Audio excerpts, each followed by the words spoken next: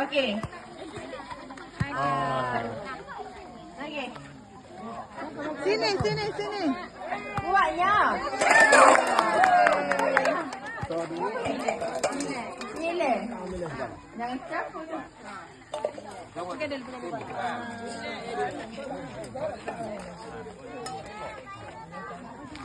Lagi ya. Kuat ya. Kuat ya. Boleh. Sikit. Oh, okey. Ye, tak payah susun balik. Selamat.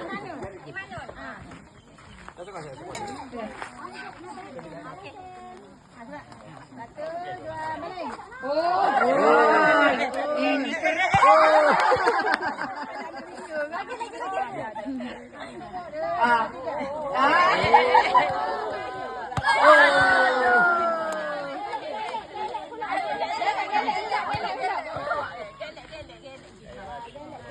Dia punya fokus saja orang. Wow. Okey dah. Tak apa, boleh hadiah juga. Tahu berapa ni? Lagi. Okey, adik. Cepat je. Mana? Mama, semangat. Aduh. Ini pro ni main bowling ni.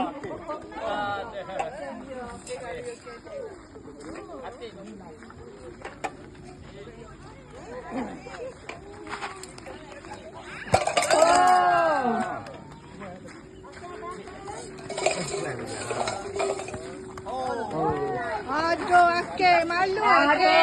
Boleh ke?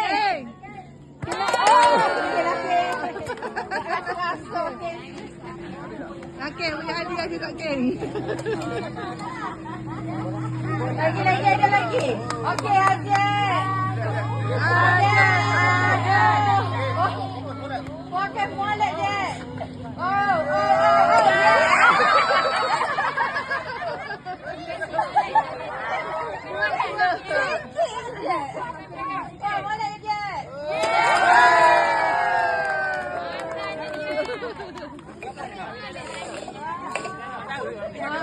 Okey, sekali je.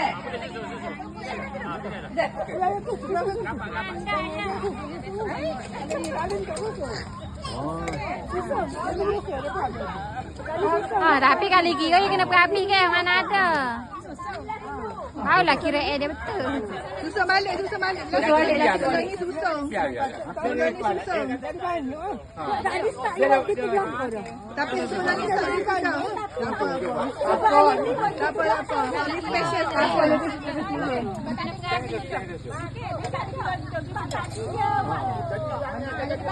Tak apa anak SD kot. Ini special. Yalah.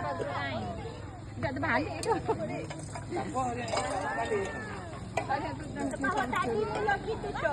Sebab tadi kita beli kita banyaklah nanti dah tu. Oh, tak apalah. Kalau dia tinggal. Ha gitu. Cepat adik semangat tu. Cepat je. Cepat je. Oh.